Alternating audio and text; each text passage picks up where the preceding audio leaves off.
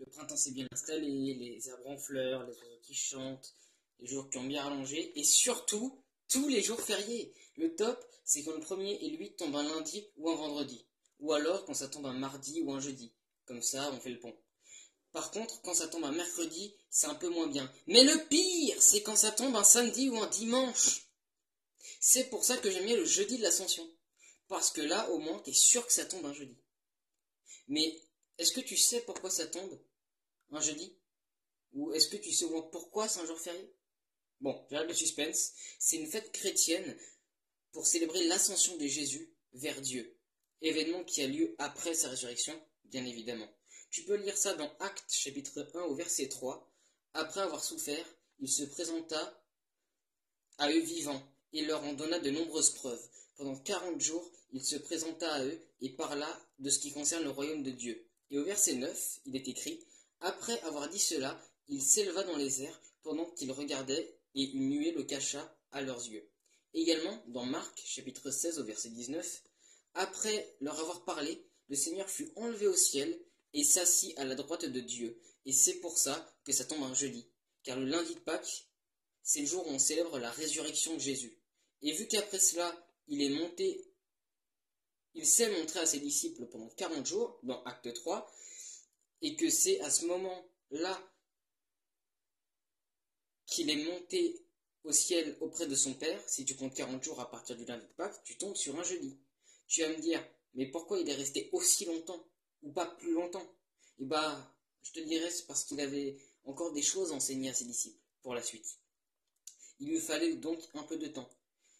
Et savais-tu que 40 jours est une épreuve nécessaire dans la pensée juive pour faire un bon disciple? Dans cette période de 40, il y a assez souvent ça dans la Bible, et ça fait penser à un temps de façonnage et de changement. Jésus lui-même a jeûné 40 jours après son baptême. Moïse est resté 40 jours sur la montagne avec Dieu. Élie a marché 40 jours et 40 nuits pour aller à la rencontre de Dieu sur le mont Horeb. Le peuple est resté 40 ans dans le désert avant de pouvoir rentrer dans le pays promis par Dieu. Goliath a défié l'armée d'Israël pendant 40 jours aussi. 40 jours semblait donc le temps nécessaire pour la formation des disciples. Après cela, il fallait que Jésus monte aux cieux pour qu'il puisse envoyer le Consolateur comme il l'avait promis, c'est-à-dire le Saint-Esprit, et que les disciples soient baptisés du Saint-Esprit. Mais ça, c'est une autre histoire.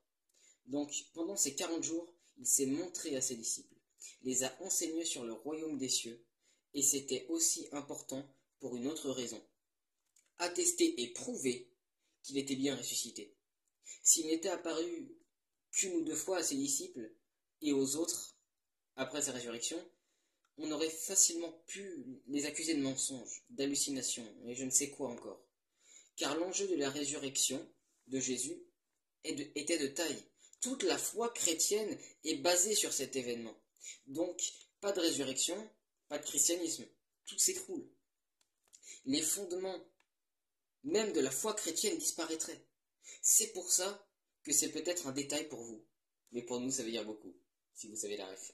Dans la première lettre que Paul écrit aux Corinthiens, il dit ceci: Car je vous ai transmis avant toute chose ce que j'avais aussi reçu. Christ est mort pour nos péchés, conformément aux Écritures. Il était enseveli et il est ressuscité le troisième jour, conformément aux Écritures. Ensuite, il est apparu à Céphas, puis à ses 12 disciples.